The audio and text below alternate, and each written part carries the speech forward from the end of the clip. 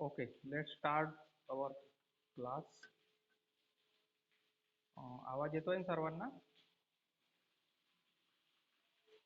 Okay. Question paper जो आहे science and technology 1 चा जो टेस्ट पेपर आहे ब्रिज कोर्सचा, तो क्वेश्चन पेपर कमीत कमी तुम्ही लिहिला असेल. मला वाटते काही विद्यार्थ्यांनी माझ्या व्हॉट्सअप नंबरवर तो पेपर सोडवून सुद्धा पाठवलेला आहे. आय थिंक भूमिकाने पाठवलेला आहे.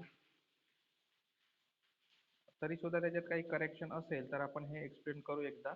तर वन बाय वन आपण क्वेश्चन बघू, त्याचे आन्सर्स बघू आणि त्यानंतरही काही क्युरीज तुमच्या राहिल्या तर आपण त्या नंतर समजून घेऊ. Okay, so question number first, solve the following questions any 5. Question number first मध्ये जवळपास सब क्वेश्चन्स 8 दिलेले आहेत, त्यापैकी कोणतेही 5 सोडवायचे आहेत. 1 mark for each answer.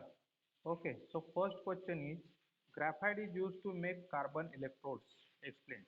Graphite जो आपण बघितलेला आहे आपल्या पेन्सिल मध्ये सुद्धा असतो, तो कार्बन इलेक्ट्रोड बनवण्यासाठी का बरं त्याचा उपयोग केला जातो हे त्या प्रश्नात विचारलेलं आहे. आपल्याकडे जो इलेक्ट्रिक सेल असतो त्या सेल मध्ये जो एक काळ्या रंगाचा खडू असतो त्याला कार्बन इलेक्ट्रोड असे म्हणतात. तर ते बनवण्यासाठी ग्राफाइटचा उपयोग का बरं केला जातो? So answer is that graphite rods are used as a carbon electrodes in electrolysis because graphite structure it enables it to be an excellent conductor. ग्राफाइटचं स्ट्रक्चर किंवा त्यामध्ये असलेल्या कार्बन ॲटम्सचं जे काही अरेंजमेंट आहे ती स्पेसिफिक असते आणि त्याच्यामुळे तो एक एक्सलंट कंडक्टर म्हणून काम करतो, एक उत्कृष्ट वाहक म्हणून काम करतो. The high number of delocalized electrons allows electricity to pass through graphite rapidly. हे त्यामध्ये असलेले जे काही डिलोकलाइज्ड इलेक्ट्रॉन्स असतात म्हणजे अस्ताव्यस्त पसरलेले जे इलेक्ट्रॉन्स असतात त्यामुळे ग्राफाइट मधून इलेक्ट्रिसिटी रॅपिडली पास होण्यासाठी मदत होत असते. And that's why the graphite is used in to make the carbon electrodes. Okay, you can understand this. Second question त्याला ऑर दिलेला आहे. माईक बंद करायचं बाकीचे. Why are concave mirrors used in solar equipment? Why are concave mirrors used in solar equipment? 9th standard मध्ये आपण मिरर्सचे 2 types बघितलेले आहेत. स्पेरिकल मिरर मध्ये 2 टाइप्स बघितलेले आहेत, ते म्हणजे कॉन्केव्ह मिरर आणि एक कॉन्वेक्स मिरर. कॉन्केव्ह मिरर म्हणजे अंतर्वक्र आरसा आणि कॉन्वेक्स मिरर म्हणजे बहिर्वक्र आरसा. तर जे सोलर इक्विपमेंट असतात किंवा सौर ऊर्जेवर चालणाऱ्या जे काही इक्विपमेंट असतात त्यामध्ये कॉन्केव्ह मिरर वापरला जातो. तर त्याचं रिझन काय? So concave mirrors are used in solar equipment which helps in concentration of more heat of the sunlight at the single point. Concave mirror is known as a focusing mirror. Concave mirror ला कोणता mirror म्हणतात? Focusing mirror म्हणतात.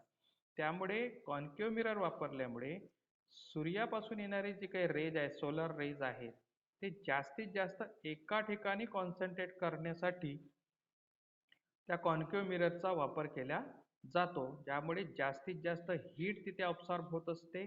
And that's why in solar equipment concave mirrors are used. Okay, next question आहे, त्यामध्ये definitions विचारलेले आहेत. 3 definitions दिलेले आहेत. First is a work, second potential difference and third one is a power. Out of 3 definitions you can write only 1 definition. Okay, 1 minute.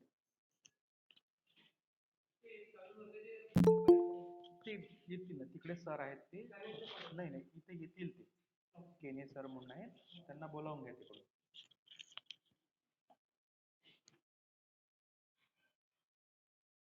Hello. हां, first definition is of work. Work म्हणजे काय?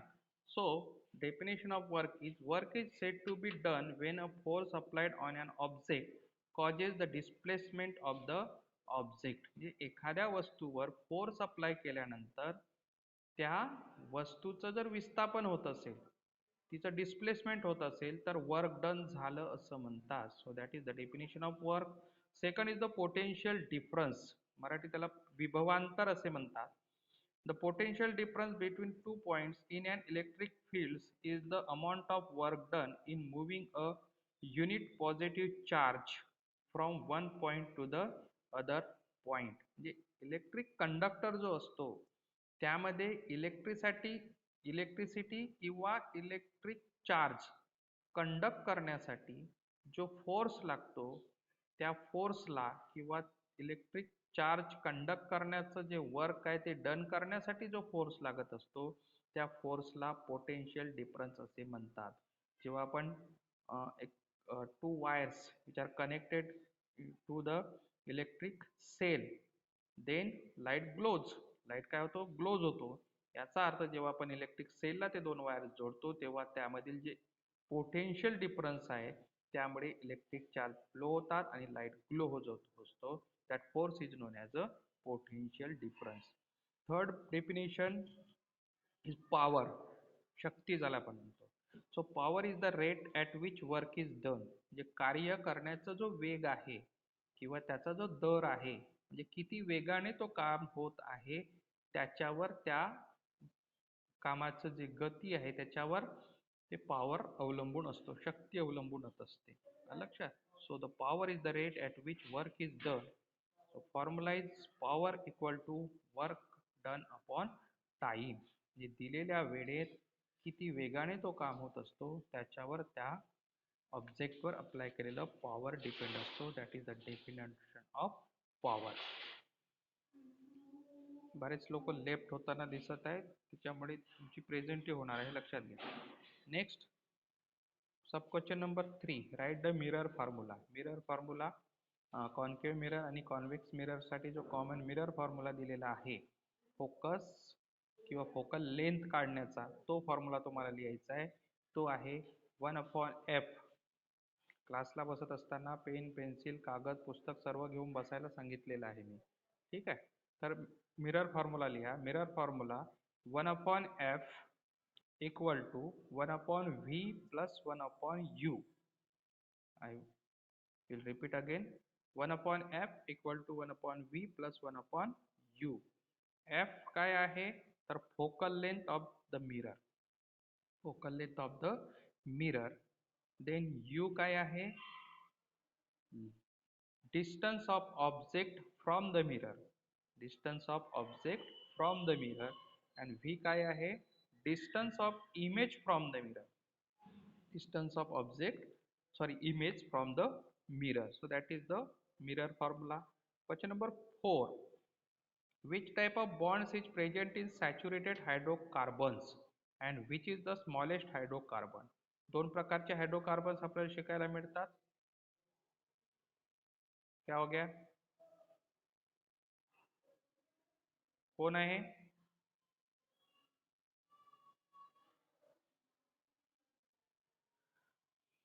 Question number 4, which type of bonds is present in saturated hydrocarbons, which is the smallest hydrocarbon. Last standard मध्ये आपण दोन प्रकारचे हायड्रोकार्बन्सचे प्रकार शिकलेले आहोत, saturated hydrocarbon and unsaturated hydrocarbon. तर सॅच्युरेटेड हायड्रोकार्बन मध्ये जो बॉन्डचा टाईप असतो तो कोणता असतो तर carbon carbon single bond, carbon carbon single bond. And which is the smallest hydrocarbon, सर्वात लहान असलेला जो हायड्रोकार्बन आहे तो कोणता तर मिथेन. त्याचं नाव काय आहे methane. Molecular formula is CH4. Next question, which component of the electrical circuit this symbol denotes. त्यामध्ये एक तुम्हाला एक डायग्राम शो केलेली आहे, सिम्बॉल दाखवलेला आहे. तो इलेक्ट्रिक सर्किटमध्ये कोणतं कंपोनंट म्हणून तो सिम्बॉल वापरला जातो तर तो सिम्बॉल कशाचा आहे इलेक्ट्रिकल सेलचा आहे. So answer is electrical cell. ते डायग्राम ड्रॉ करायची आणि त्याच्या खाली इलेक्ट्रिकल सेल लिहायचं. नेक्स्ट क्वेश्चन आहे question number 6, identify the type of bulb connection in the figure. इथे सुद्धा एक फिगर दाखवलेली आहे आणि त्यामध्ये ज्या पद्धतीने बल्ब कनेक्ट केलेले आहेत ते बल्बचं कनेक्शन कोणत्या प्रकारचं आहे ते विचारलेलं आहे. ते सुद्धा आपण 9th स्टँडर्ड मध्ये शिकलेलं आहोत की दोन प्रकारचं कॉम्बिनेशन किंवा दोन प्रकारचं कनेक्शन असतो, एक म्हणजे सिरीज कनेक्शन आणि second is a parallel connection. इथे तुम्हाला दिसत आहे की बल्ब जी सिरीज असते आपली, ते बल्ब कशा कनेक्शन मध्ये जोडलेले आहे, सिरीज कनेक्शन मध्ये. लक्षात. आणि एकावर एक जर राहिले असतं तर ते पॅरलल कनेक्शन म्हटलं असतं आपण. So the bulb is connected in series combination. कोणत्या कॉम्बिनेशन मध्ये? सिरीज कॉम्बिनेशन मध्ये. नेक्स्ट क्वेश्चन आहे question number 7. If the angle between two plane mirrors is 120 degree, then calculate the number of images formed. हे दोन plain mirror जर अशा पद्धतीने ठेवले की त्यांच्यातील जो अँगल आहे तो आहे 120 डिग्रीचा, तर त्या मिरर मध्ये किती इमेजेस फॉर्म होतील असा तो प्रश्न आहे. तर त्याचा एक फॉर्म्युला आपल्याला 9th स्टँडर्ड मध्ये दिलेला होता. ओके. सो फॉर्म्युला काय आहे? So number of images small n, number of images small n equal to 360 upon a, 360 upon a minus 1 हा फॉर्म्युला आहे. I will repeat the formula again. Number of images small n equal to 360 upon a minus 1. A means काय? Angle between the two mirrors. मग angle between the two mirrors किती दिलेले आहे? 120. मग 360 upon 120 minus 1. 360 upon 120 केलं तर 3 येतो, minus 1 equal to 2. So the total number of images formed between two mirrors are 2. किती इमेजेस फॉर्म होतात? 2 इमेजेस फॉर्म होतात. ओके. नेक्स्ट क्वेश्चन आहे question number 8. Carbon compounds are found in which two forms. कार्बनचे जे compounds आहेत, carbon हा compound form मध्ये नेचरमध्ये असतो, तर तो दोन प्रकारे अस्तित्वात असतो. दोन प्रकारे तो फाउंड होतो. एक तर फ्री स्टेट मध्ये आणि second is the combined form मध्ये किंवा कंबाइंड स्टेट मध्ये. ठीक आहे. जसं आपल्याला डायमंड म्हणजे हिरा ज्याला आपण म्हणतो, तो तो फ्री स्टेट मध्ये आहे. त्यानंतर ग्राफाइट हा सुद्धा एक कार्बनचा ॲलोट्रॉप आहे, तो फ्री स्टेट मध्ये असतो. तर एक्झाम्पल म्हणून तुम्हाला लिहिता येईल की free state carbon are diamond, then graphite, fullerene, these are the free state carbon. Second काय सांगितलं? कंबाइंड स्टेट कार्बन किंवा कंबाइंड फॉर्म मध्ये असलेले कार्बन. तर त्यामध्ये जसं CO2, कार्बन डायऑक्साईड, मार्बल आहे, कॅल्शियम कार्बोनेट आहे, कोल आहे, नॅचरल गॅसेस आहेत. these are all the combined state carbon. Okay. So carbon are found in two forms, free state and combined state, आणि त्याचे एक्झाम्पल्स लिहायचे. ओके.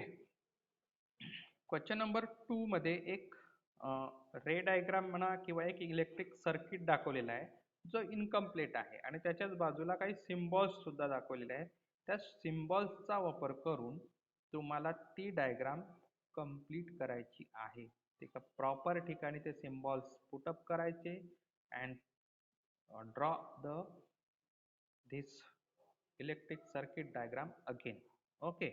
आणि त्याच्यात मध्ये एक क्वेश्चन सुद्धा विचारला की which rule can be proved with the help of this diagram. या डायग्राम वरून कोणता रूल प्रूव्ह होतो? तर त्या रूलचं किंवा त्या लॉचं नाव काय आहे? Ohm's law. Ohm's law can be proved with the help of this electric circuit. तर ती तुम्ही 9th स्टँडर्डच्या पुस्तकामधून किंवा मी तुम्हाला ती व्हॉट्सअपवर पाठवेन, त्या पद्धतीने ती डायग्राम कंप्लीट करायची आहे. ओके. यामधलं सेकंड क्वेश्चन बघू आपण. क्वेश्चन नंबर 2 मधलं second question. Question number 2. Observe the diagram and answer the question. इथे सुद्धा एक डायग्राम शो केलेली आहे आणि त्याच्यावरून तुम्हाला तिचं ऑब्झर्वेशन करून क्वेश्चन्सचे आन्सर्स द्यायचे आहेत. काही डायग्राम्स फेंट आहे तिथे, मी झेरॉक्स काढल्यामुळे. फर्स्ट क्वेश्चन आहे, what is the position of the object. 9th standard मध्ये आपण शिकलेले आहोत, हे सर्व लेसन झालेले आहेत आपले. डायग्रामचं ऑब्झर्वेशन केल्यानंतर तुम्हाला ऑब्जेक्टची पोझिशन कुठं दिसत आहे? ऑब्जेक्ट म्हणजे ए बी. ओके. ती कुठं आहे? सी आणि एफच्या मधात आहे. C means centre of curvature and F means focus, principal focus. So the position of the object is between the center of curvature and principal focus. This is the answer of that question. Next question, write the position and nature of the image. आता इमेजची position आणि तिचं nature काय ते विचारलेलं आहे. Image कुठं दिसत आहे आपल्याला? ती सी म्हणजेच सेंटर ऑफ कर्वेचरच्या पाठीमागे. आन्सर त्याचं लिहिताना काय लिहू आपण की the position of the image is behind the centre of curvature. आणि नेचर काय आहे, जशी ऑब्जेक्ट उभी आहे तशीच इमेज सुद्धा उभी आहे, त्याच्यामुळे आपण रियल लिहू, इन्व्हर्टेड लिहू आणि ऑब्जेक्ट पेक्षा ती मोठी आहे म्हणून काय लिहू, लार्ज लिहू. The nature of the image is real, inverted and large. Okay, this is the answer of that question.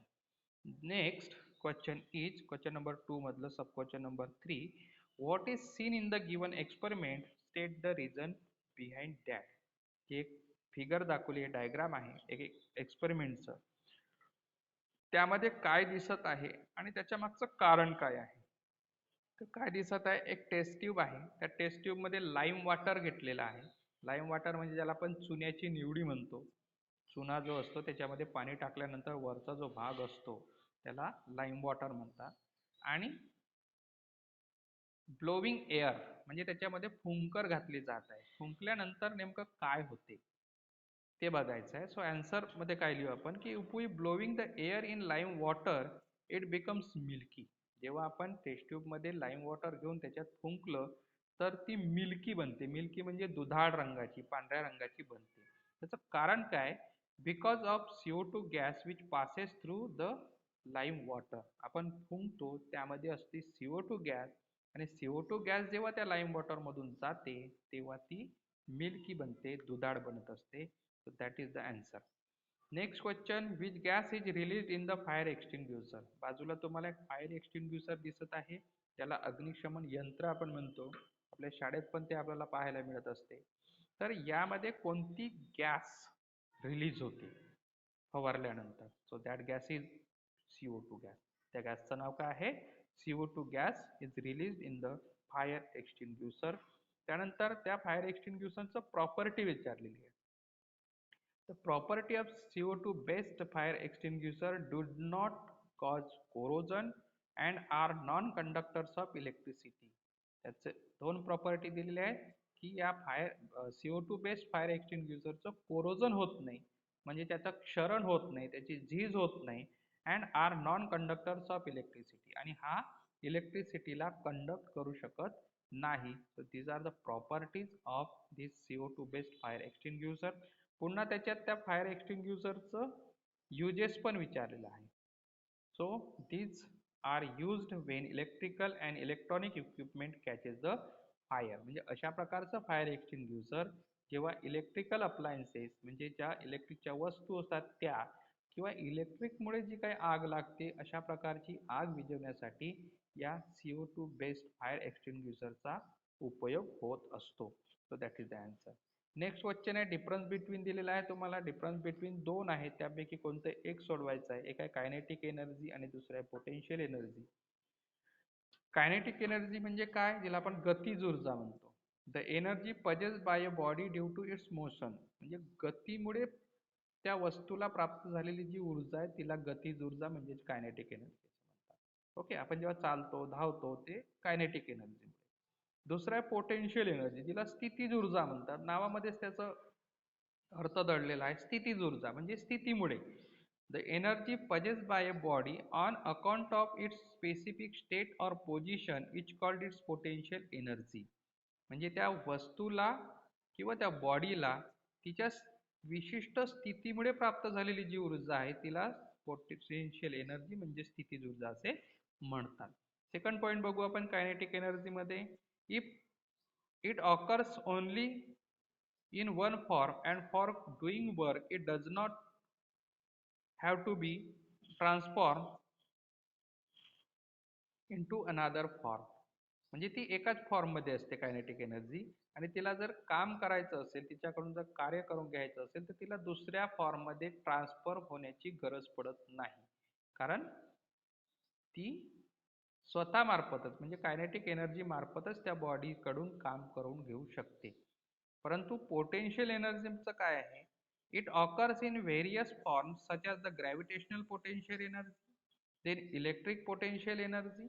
Potential energy ही वेगवेगळ्या फॉर्म मध्ये अस्तित्वात असते. जसे एखादी वस्तू जमिनीवर ठेवलेली आहे तर तिच्यामध्ये जी पोटेन्शियल एनर्जी आहे ती आहे ग्रॅव्हिटेशनल पोटेन्शियल एनर्जी. एखादा कंडक्टर आहे म्हणजे तार आहे, वायर आहे, तर तिच्यामध्ये जी पोटेन्शियल एनर्जी आहे तिला इलेक्ट्रिकल पोटेन्शियल एनर्जी म्हणतात. Okay. But work is not done till it is transform into kinetic energy. परंतु हे जे काही पोटेन्शियल एनर्जीचे टाइप्स आहेत ते काम करू घेऊ शकत नाही जोपर्यंत तिचं ट्रान्सफॉर्मेशन कायनेटिक एनर्जी मध्ये होत नाही.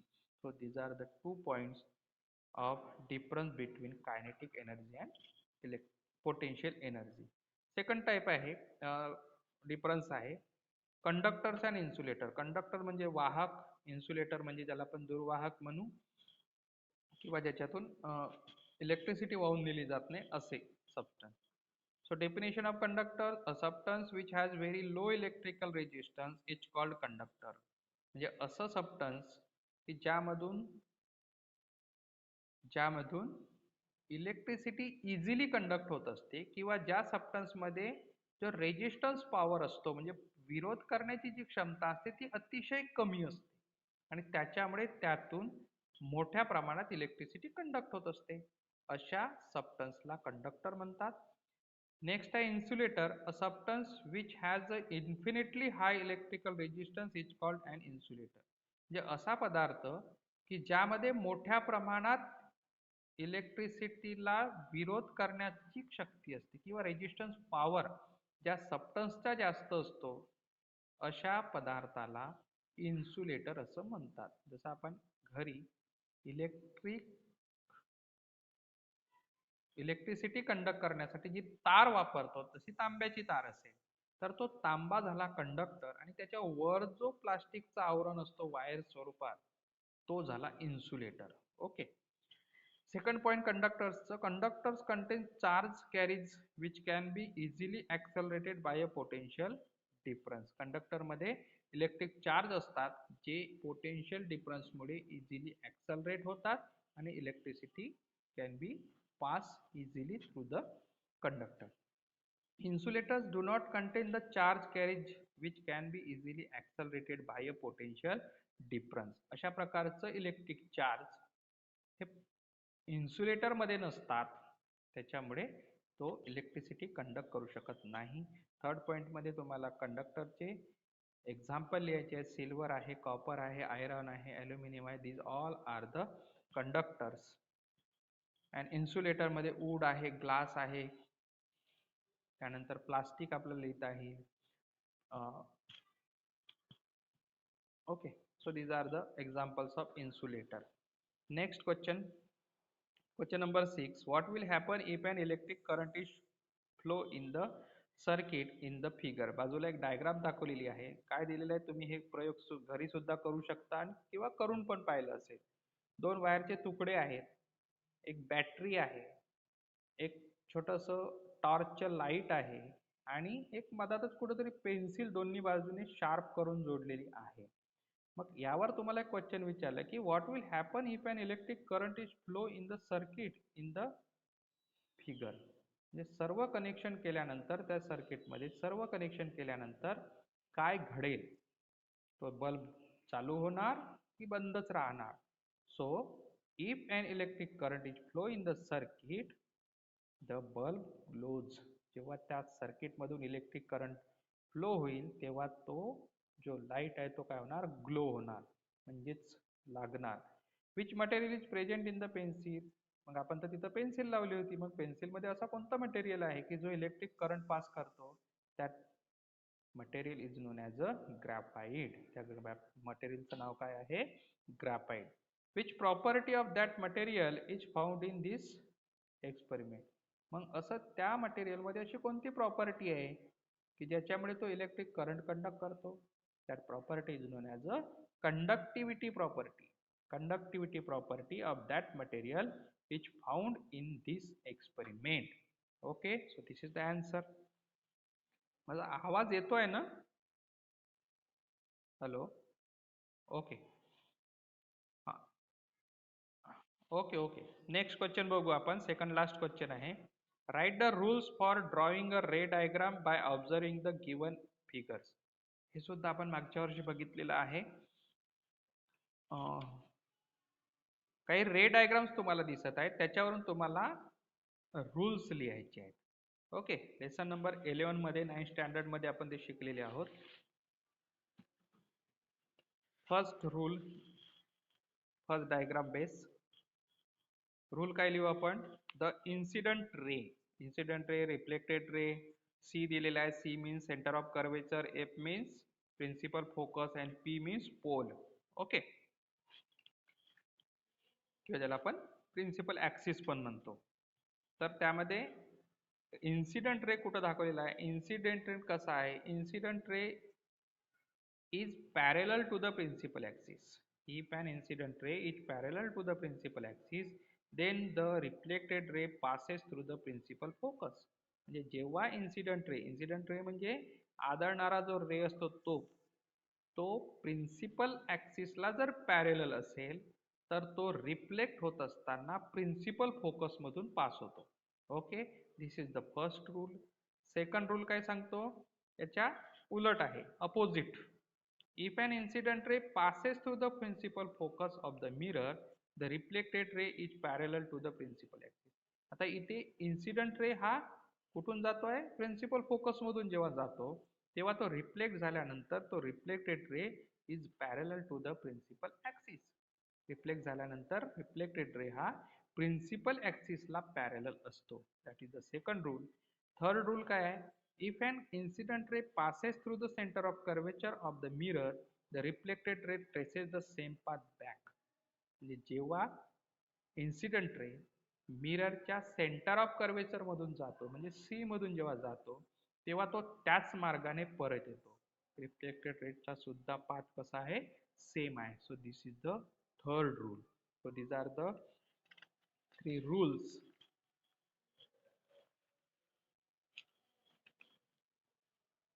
After observing the ray diagram. एक लास्ट क्वेश्चन राहिलेला आहे. Question number 8. Resistors having the resistances of 15 ohm, 20 ohm and 10 ohm are connected in parallel. So what is the effective resistance in the circuit? मग असेच तुम्हाला सांगितलं की दोन प्रकारचं कॉम्बिनेशन असतो, कनेक्शन असतात सर्किटमध्ये, एक तर पॅरेलल कनेक्शन किंवा सिरीज कनेक्शन. तिथे एक एक्झाम्पल काय दिलेलं आहे की जेव्हा पॅरेलल कनेक्शन मध्ये 3 रेजिस्टन्स कनेक्ट केलेले आहेत, ज्या 3 रेजिस्टन्सचं रेजिस्टन्स पॉवर दिलेला आहे. एक आहे 15 ओहम, दुसरा आहे 20 ओहम आणि थर्ड आहे 10 ओहम. तर याचा एकूण जो इफेक्टिव्ह रेजिस्टन्स आहे त्या पॅरेलल कॉम्बिनेशन मधला तो किती असेल तो तुम्हाला काढायचा आहे. तर त्याचं effective resistance means RP. First resistance R1 ज्याची व्हॅल्यू किती दिली आहे? 15 ओहम. R2 ची व्हॅल्यू आहे 20 ओहम आणि R3 ची व्हॅल्यू आहे 10 ओहम. ओके, सो फॉर्म्युला काय आहे? 1/RP 1/RP equal to 1/R1 plus 1/R2 plus 1/R3. आता या फॉर्म्युल्यामध्ये ते जे रेजिस्टन्स दिलेले आहे ते पुटअप करा. R1 ची व्हॅल्यू 15, R2 ची व्हॅल्यू 20 आणि R3 ची व्हॅल्यू 10. ओके, एलसीएम काढून तुम्ही त्याची व्हॅल्यू काढू शकता आणि त्यावरून 1/RP ची जी किंमत येते ती किती येत आहे? 13/60. ही झाली 1/RP ची, म्हणजेच RP ची किंमत काढत असताना आपण 60/13 करू. तर त्याचा फायनल जो इफेक्टिव्ह रेजिस्टन्स येतो तो आहे 4.61 किंवा 4.62 ohm. So this is the effective resistance of that resistors when 15 ohm, 20 ohm and 10 ohm resistors are connected in parallel combination. Okay, so here your test paper is completed. You have any queries about any questions, you can ask me. You have 10 minutes. तुमच्याकडे 10 minute आहेत, त्यामध्ये तुम्ही कोणत्याही प्रश्नाबद्दल शंका असेल तर ते विचारा. आणि शेवट मी तुमची प्रेझेंटी आज घेणार आहे. बरेचसे विद्यार्थी अब्सेंट असतात, त्याचं कारण शोधून काढावं लागेल. तुम्हाला त्याची गरज आहे नाही आहे तसं पण सुद्धा सांगू शकता. Okay, 1 by 1. तुमचा माईक ऑन करा, शक्य झाल्यास व्हिडिओ ऑन करा आणि मला प्रश्न विचारा. ज्यांचं कंप्लीट झालं नसेल त्यांनी कंप्लीट करा आणि 2 दिवसात माझ्या व्हॉट्सअपवर पाठवा.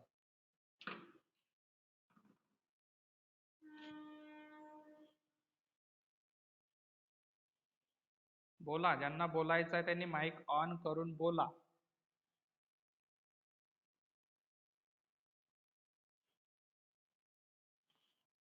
माझा आवाज येतोय का सर्वांना?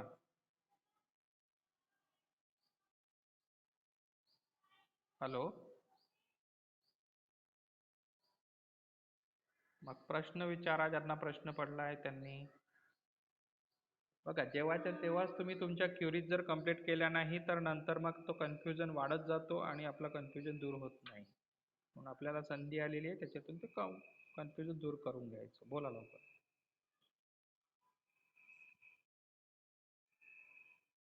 ते तुला मिळतील. तू काल मला बोलली होती, मी क्लास झाल्यानंतर तुला पाठवतो मी. हां. तुम्ही कॉपीत जरी लिहिलं असेल तर ते तुम्हाला पेपर आन्सर पेपर जमा करायचे आहेत. त्याच्यामुळे लिहित असताना अशा ठिकाणी लिहा की जे जमा करताना तुम्हाला त्रास होणार नाही. Okay, next.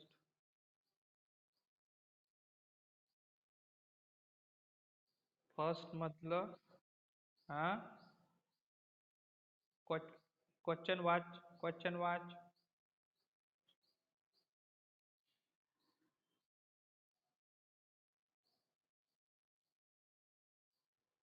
कोण बोलत आहे?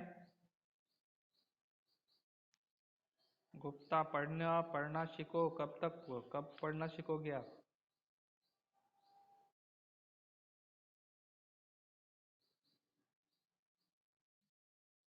वो समझ में आ गया मेरे को कौन सा क्वेश्चन है, लेकिन तू पढ़ नहीं पा रहा प्रॉपरली. 10th स्टैंडर्ड में गया है, इसलिए मैं आपको बोल रहा हूँ. खाली पीरियड में पढ़ने की कोशिश करो. ठीक है. क्वेश्चन नंबर फर्स्ट मधलं फर्स्ट बी. और why are concave mirrors used in solar equipment? Solar equipment म्हणजे सौर ऊर्जेवर चालणाऱ्या ज्या वस्तू आहेत, जसं की सोलर हीटर असते, सोलर कुकर असते, यामध्ये जो मिरर वापरला जातो तो असतो कॉन्केव मिरर, म्हणजे अंतर्वक्र आरसा. तर त्याचं कारण काय? Concave mirror is a focusing mirror. Concave मिररचं काम कोणतं आहे? पसरलेले जे काही रेज असतात त्यांना एकत्रित आणणे. जसं तुम्ही लहानपणी वगैरे एक प्रयोग केला असेल, काचेचा तुकडा घेतला तुम्ही आणि तो उन्हामध्ये पकडून कागदावर आणून तो कागद पेटवण्याचं काम केलेलं असतं आपण, है ना? तो एक छोटासा प्रयोग. तर ते का बरं पेटतो? तर तो तुमच्या हातात असलेला जो काचेचा तुकडा आहे तो असतो कॉन्केव मिरर, म्हणजे अंतर्वक्र आरसा. त्याच्यामुळे सूर्यापासून येणारी जी किरणे आहेत, जरी ती पसरत येत असली तरी तिथं पडल्यानंतर ती एका ठिकाणी कॉन्सन्ट्रेट होतात आणि त्याच्यामुळे जास्त प्रमाणात हीट तयार होत असते. आणि जास्त प्रमाणात हीट झाल्यामुळे सोलर इक्विपमेंट कशासाठी वापरतो आपण? जसं सोलर कुकर स्वयंपाक करण्यासाठी, सोलर हीटर पाणी गरम करण्यासाठी. तर हे काम आपलं लवकरात लवकर होत असते आणि म्हणून त्या सोलर इक्विपमेंट मध्ये कॉन्केव मिरर वापरल्या जातात. Okay, next.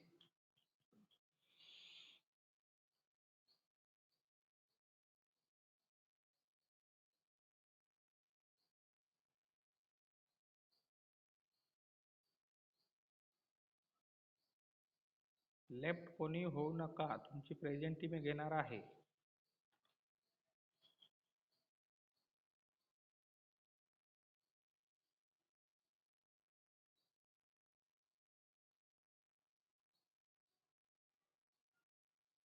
कोणाला काहीच प्रश्न पडत नाहीये? याचा अर्थ तुमचे सर्वांचे कॉन्सेप्ट क्लिअर झाले असं समजायचं का?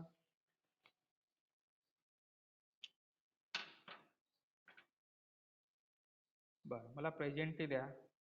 अशरफ अली नावाने कोण जॉईन झालेला आहे? त्यांनी स्वतःचा माईक ऑन करायचं आणि प्रेझेंटी द्यायची.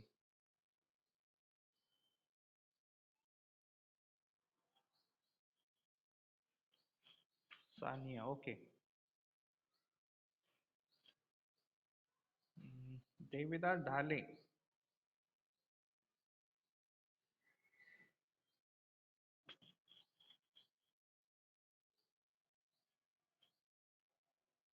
डोमार वर्मा,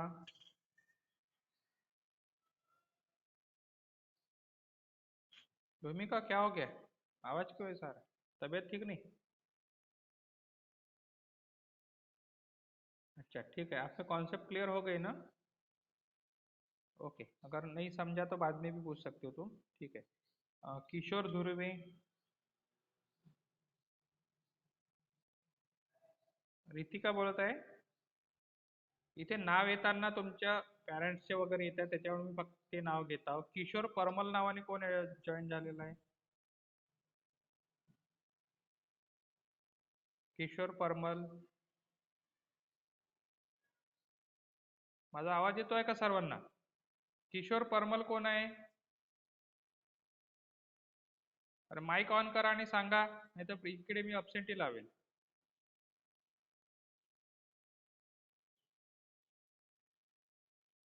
काय आहे? तुम्हाला तुमचं नाव सांगायला प्रॉब्लेम जातोय? किशोर परमल नावाने कोण आहे जॉईन? अच्छा, त्या विद्यार्थ्याची अबसेंटी लागेल. महेंद्र सिसोदे. कोण आहे किशोर परमल? मग सांगायला एवढा वेळ लागते का तुला? ठीक आहे. यश मंडलेकर.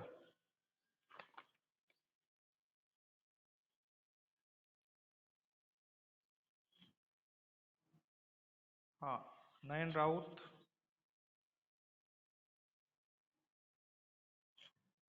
ओम कांबळे.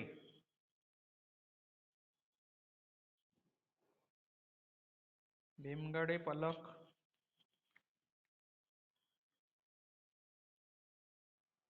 गोखले.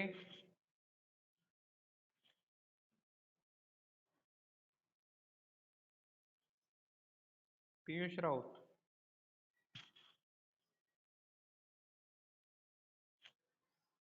बाजनघाटे.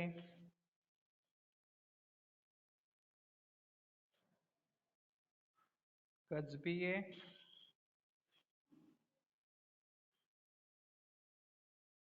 हे पृथ्वी भाई कोण आहे?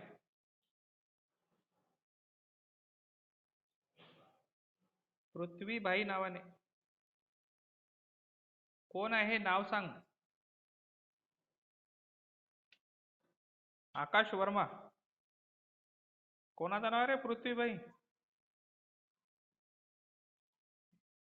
अच्छा. भुसारी, रेखा भुसारी. वैष्णवी कोण? अच्छा, वैष्णवी तुरक, ओके. ऋतिक उपवंशी.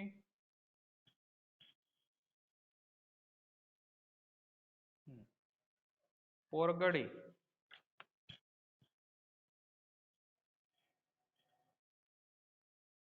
वाडेकर. वाडेकर, तुझा व्हॉट्सअप बंद असतो का?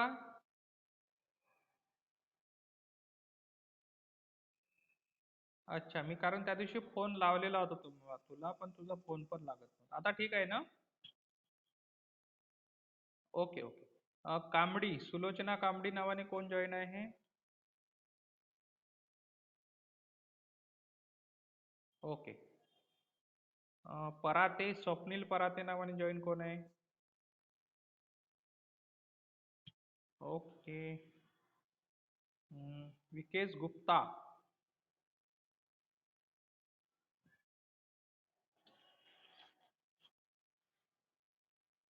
जय गुप्ता. विशाखा रंगारी.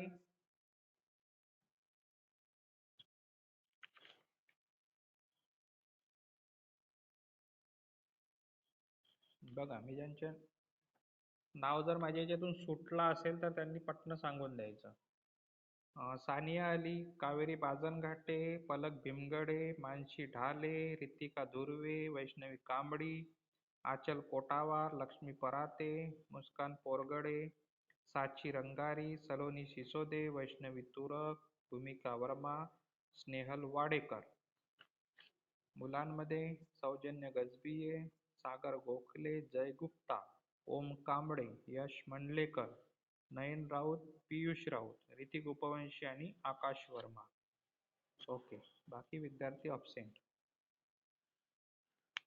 ही प्रेझेंटी तुमची तुमच्या फायनल एक्झामला बसण्यासाठी कन्सिडर केली जाणार आहे हे लक्षात घ्या.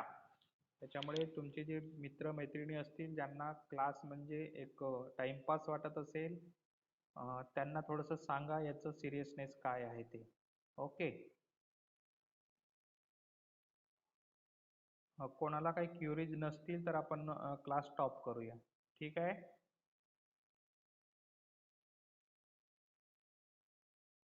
सांगा.